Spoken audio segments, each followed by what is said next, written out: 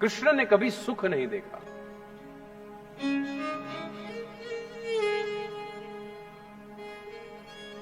राधानी वेदना तो सौवे जानी, तुम्हारा कृष्णनी वेदना जाने, सुंदर एक कविता है। राधा और मीरा के दर्द को सबने जाना है, किंतु कृष्ण के हृदय में जो दुख है, कितना बड़ा दुख, जहां जन्मे वहां से निकल गए, गोकुल में रुके 11 वर्ष 52 दिवस, वहां से मथुरा, वहां भी युद्ध, जरासंध आदि का त्रास, वहां से निकले द्वारिका, ब्याह भी उसका तो वैसे हुआ, अपहरण करके लाना पड़ा रुक्मिणी को। रुक्मिणी जी ने प्रेम पत्र लिखा था।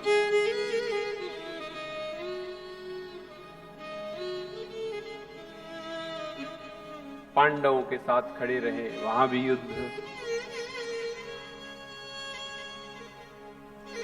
युद्ध संपन्न हुआ, पांडवों को राज्य मिला। 125 वर्ष की कृष्ण की आयु, वृद्धावस्था। कृष्ण को हमने हमेशा बाल स्वरूप या युवावस्था में ही देखा है ना। जब हम ऐसे कहें कि कृष्ण 125 वर्ष के थे, तो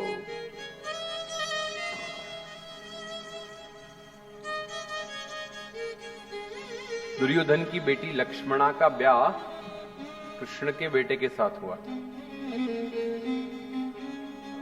उसने कृष्ण की बहुत सेवा की, लक्ष्मणा ने। वृद्धावस्था हो गई कृष्ण की।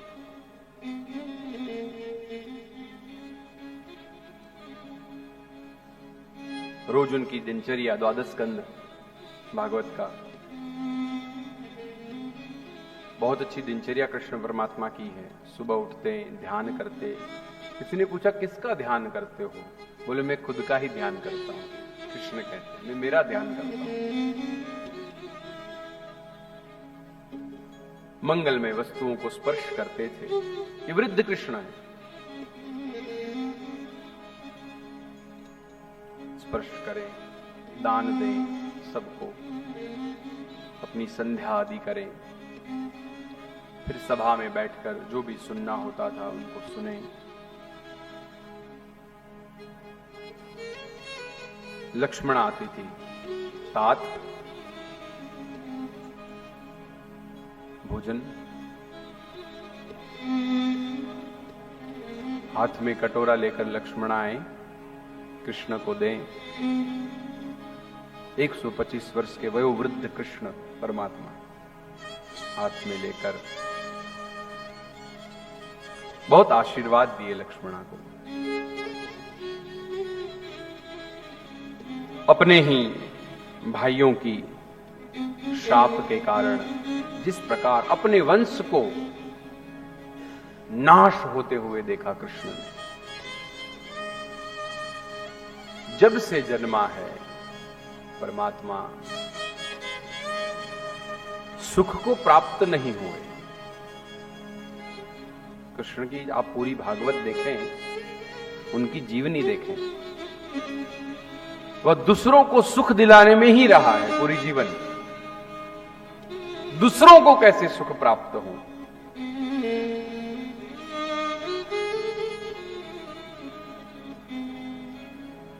जन्म से माता पिता को सुख प्राप्त हो, गोपियों को सुख प्राप्त हो, गोपजनों को सुख प्राप्त हो, बंधु बांधवों को सुख प्राप्त हो।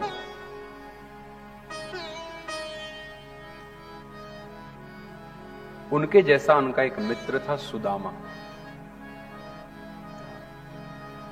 सुदामा की कथा है ना, सुदामदेव महाराज पोरबंदर का वो ब्राह्मण, अकिंचन ब्राह्मण, मुझे कभी भागवत करते हैं लोग, क्षमा करें, कुछ शब्द सुदामा के लिए जब उपयोग किए जाते हैं, कुछ गाने भी वैसे हैं, ठीक नहीं।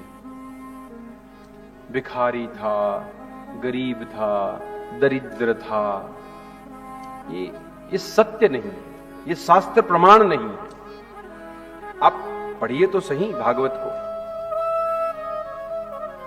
भागवत के श्लोकों में सुदामा जी का वर्णन है, ब्रह्मनिष्ठ ब्राह्मण था। कैसा? ब्रह्मनिष्ठ, अयाची, किसी से मांगता नहीं था, ऐसा ब्राह्मण। अगर वह संकल्प कर दे वहां बैठे बैठे तो ब्रह्म को स्वयं वहां प्रकट होना पड़ जाए, वैसा ब्राह्मण। वह गरीब नहीं था, वह दीनहीन नहीं था, वह दीनहीन रहना स्वीकार करता था, क्योंकि उससे प्रभु भक्ति हो सके। वो इसलिए वैसे रहता था कि भगवान कृष्ण परमात्मा की, उस ब्रह्मण्य देव भगवान पुण्य श्लोक कृष्ण परमात्मा की भक्ति में सदा लीन रह सके। वो किसी से मांगता नहीं था। कोई अगर आके दे जाए ना कि आज कुछ फल फूल देना है, कंदमूल फल खाते थे। ये भागवत को जो श्लोक का अनुवाद मैं वही बता रहा हूं। कंदमूल फल खाते थे, समिधा लाते, भगवत भजन यज्ञ करते। कोई अगर कभी दे जाए तो सुशीला जी को कहते थे कि सुशीला आज कुछ अच्छा भोजन बनाओ, लगता है मेरे ठाकुर को कुछ पकवान खाने का मन हुआ है। ऐसा ब्राह्मण, सारी संपदाएं दौड़ दौड़ कर आती थी, मना कर देते। ऐसा ब्रह्मनिष्ठ तपोनिष्ठ ब्राह्मण सुदामा।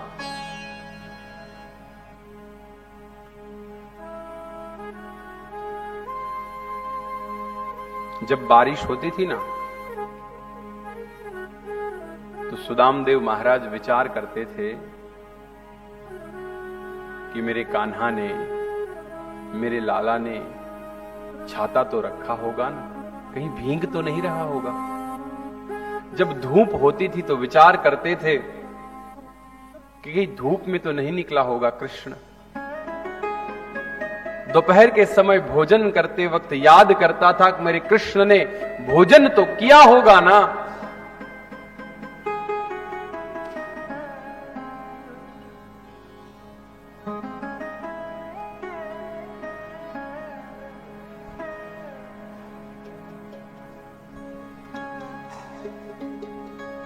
बोल सियावर रामचंद्र भगवान की जय।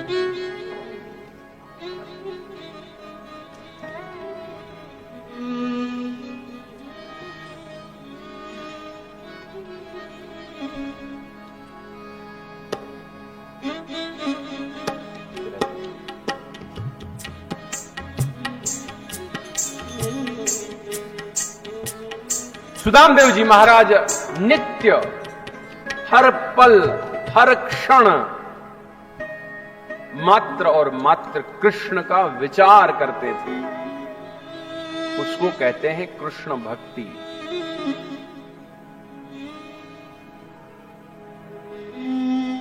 कृष्ण का हर पल जिसके मन में ध्यान रहता था।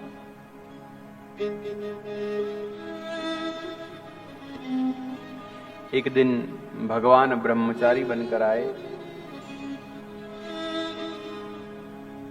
भवती भिक्षां देहि। सुशीला जी देख रहे हैं कोई ब्रह्मचारी भिक्षा लेने आया है।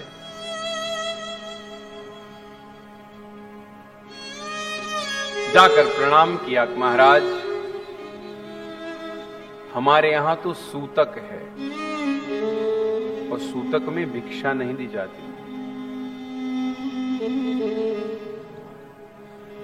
तो भगवान ब्रह्मचारी बन के आए थे।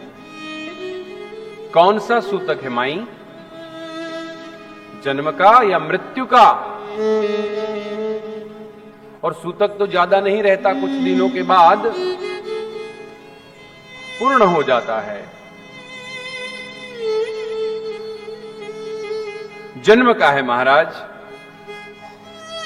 कितने दिन हुए? सुशीला जो उत्तर देती है, आहा, हमारे यहां नित्य सूतक है ब्रह्मचारी जी। क्यों माई? प्रभु, हमारे यहां दरिद्रता नाम की बेटी रोज जन्म लेती है, नित्य सूतक है प्रभु।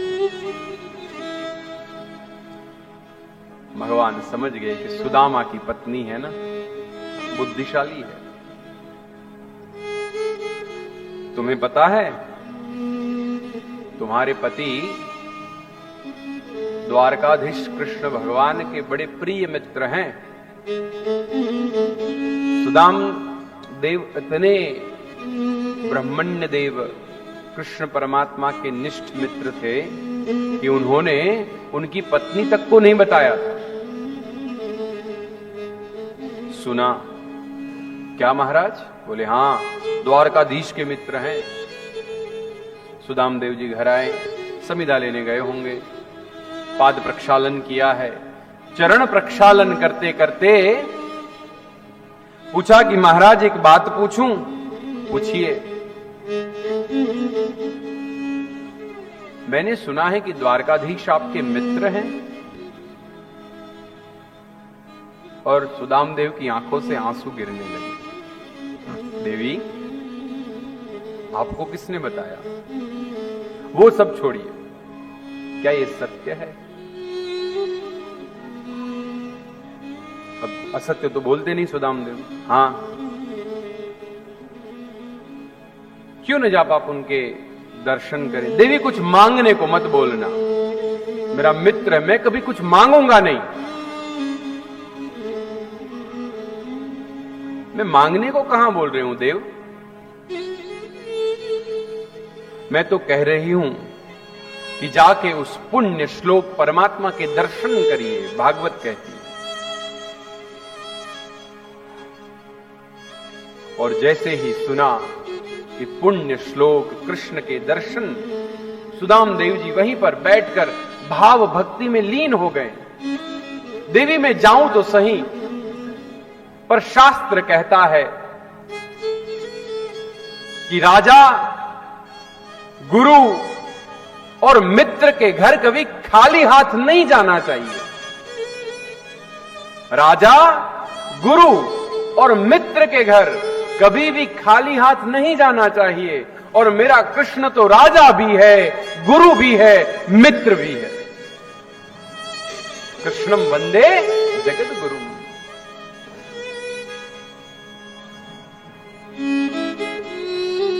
ठीक है, आप उसकी चिंता मत करें। भागवत जी कहती हैं कि मां सुशीला अंबा ने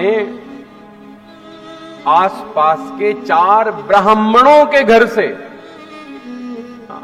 ब्राह्मणों के घर से, इसलिए मैं बोल रहा हूं कि कई कथा मैंने सुना है, कथा बोले बनियों के वहां से ले आए, वहां से ले आए, ऐसा नहीं। 4 ब्राह्मणों के घर से सुशीला जी थोड़े पृथक तांडुल ले आई। पृथक तांडुल शब्द भागवत जी में उपयोग हुआ है। ये ना पोहा है न चावल है, चावल नहीं, पोहा भी नहीं, ममराई नहीं,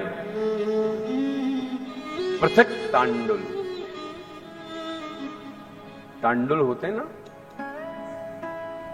धान जो होती है उसको स्पेसिफिक आंच पे सेक कर फिर उसको कूटा जाता है, उसमें से जो तांडुल निकलते हैं उसको कहते पृथक तांडुल। वो ले आए 4 ब्राह्मणों के घर से।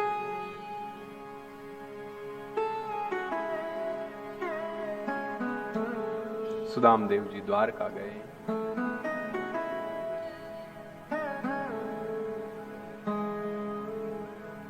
रास्ते में आराम करने के लिए कहीं बैठे, आंख खोली तो द्वारिका में, द्वारिका सीधा। ये कहां आ गया?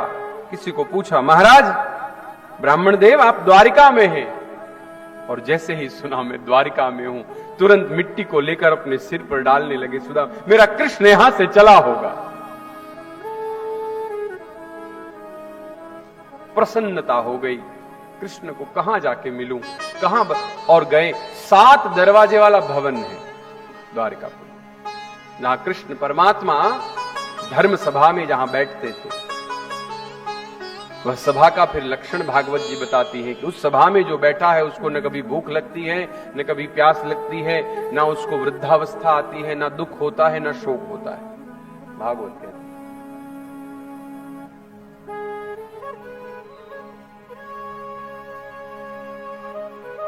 दोपहर का समय है, रुक्ष्मणी जी द्वारिकाधीश को भोजन करा रही हैं। द्वार पर गए,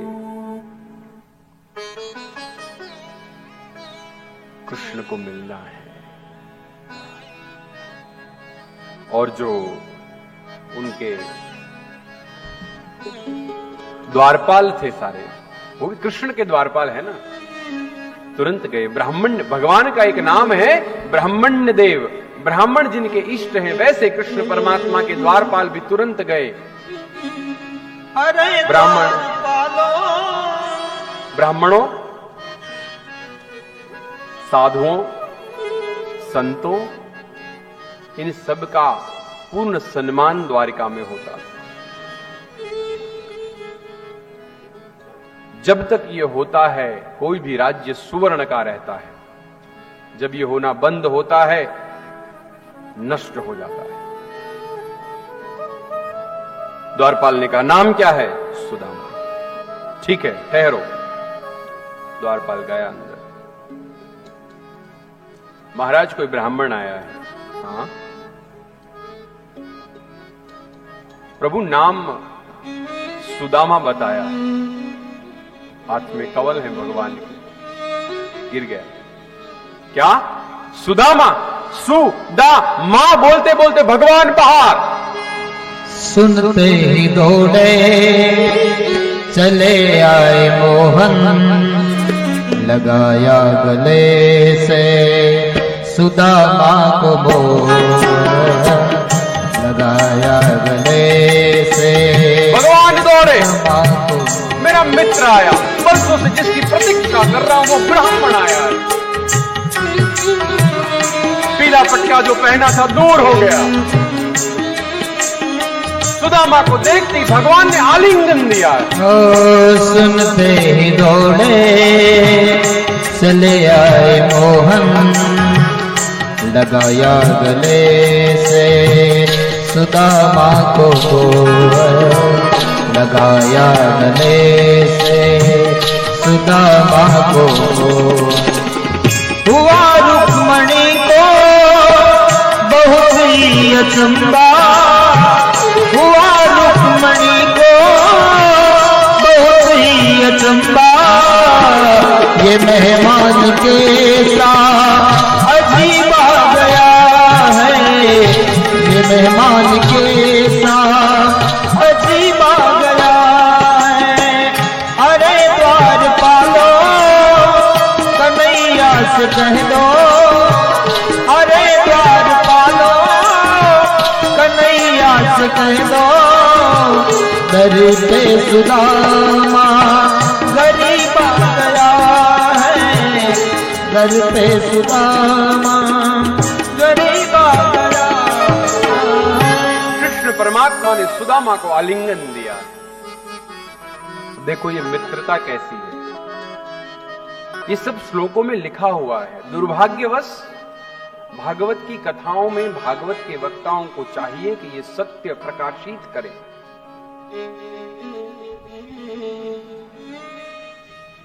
सुदामा जी विचार करते हैं कि अरे रे, द्वारिकाधीश मुझ अकिंचन ब्राह्मण को आलिंगन दे रहा है। दुबला पतला शरीर है सुदामा का। क्या विचार कर रहा है सुदामा पता है? कि मेरी दुबली पतली हड्डियां कहीं मेरे कृष्ण को चुभ तो नहीं रही होगी। आहा। और कृष्ण ने बहुत जोर से आलिंगन किया है।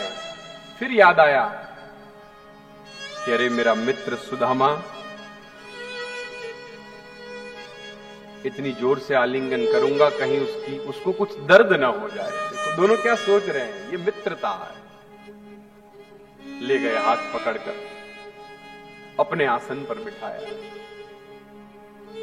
रुक्मिणी जी को लगा कोई ब्राह्मण आया है, अवश्य उसका पाद प्रक्षालन करना चाहिए। लोटा लेकर चरण प्रक्षालन करने आई, तब तक तो देखा कि भगवान के अश्रुओं से सुदामा का चरण प्रक्षालन हो रहा है। चरण प्रक्षालन किया है, अपनी जो दुपट्टा था भगवान का, उससे भगवान के चरणों को साफ करने लगे। कस्तूरी चंदन का तिलक लगाया है सुदामदेव को, बहुत सुंदर चंदन। ब्राह्मण देव बहुत देर कर दी।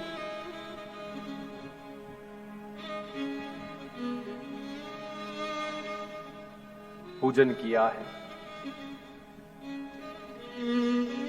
बैठे, बहुत बातें की। भागवत में लिखा अपने बालपन की बातें की हैं।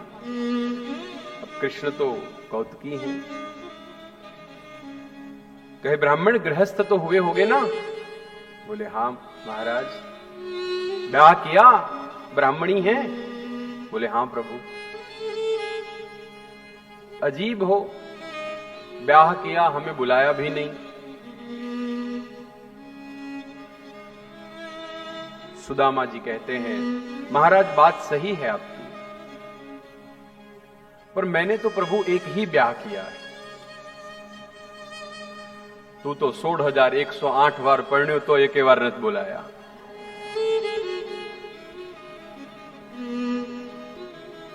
सुदामा है ना? हाँ। भोजन किया है, भोजन करके भगवान सुदामा के चरण चाप रहे, चरण दबा रहे भगवान। लिटाया है, चरण दबाए। अब जो पृथक तांडुल लाए थे वो सुदामा जी ने यहां पर रखा था। ये कोहनी और ये जो यहां बगल में नहीं रखा था, कोहनी और इसके बीच में ऐसे रखा था ताकि देख ना ले, छुपा रहे। कृष्ण परमात्मा ने तिरछी आंखों से देख लिया, उससे तो कुछ छुपता नहीं ना। कृष्ण कृष्ण है। पैर दबाते दबाते ऊपर तक हाथ ले गए और सुदामा को पता न चले वैसे ऐसे करके खींच लिया। नाथ ऐसे करके खींचा।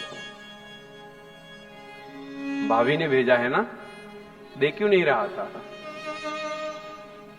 बोतली खोली, ऐसे कर मुट्ठी भर के भगवान आरो पूरा खा ले। और जैसे ही दूसरी मुट्ठी खाने गए, रुक्मिणी जी ने हाथ पकड़ लिया, नाथ रुक जाइए, ये उस अकिंचन ब्राह्मण के घर की प्रसाद है प्रभु। आप अकेले खा जाएंगे तो द्वारका वासियों का कल्याण कैसे होगा? रुक्मिणी जी वो ले गई हैं, रसोई जहां बन रही थी उस रसोई में उसको डाला और पूरे वंश को उस प्रसाद का भोजन कराया है।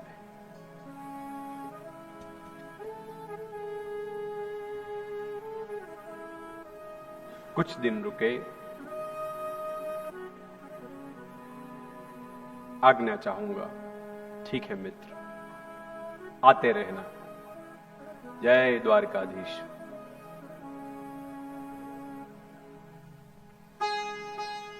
मन में विचार करते हैं सुदामा जी, द्वारिका का राजा होते हुए भी मेरा मित्र कैसा है। मुझे तो लगा ही नहीं कि मेरे बचपन का कन्हैया नहीं है। बहुत प्रेम करता है मुझे। मुझ जैसे ब्राह्मण की क्या योग्यता कि पूर्ण पुरुषोत्तम भगवान श्री कृष्ण मुझे ऐसा प्रेम करे। ऐसे सुंदर विचार करते करते करते करते सुदामपुरी पहुंचे और जहां कुटिया थी ना,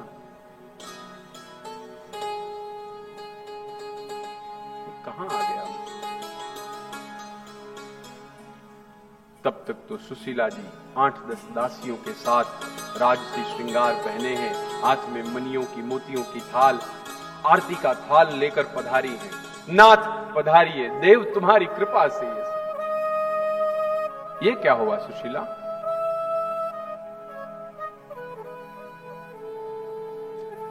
कन्हैया ने कृपा कर दी।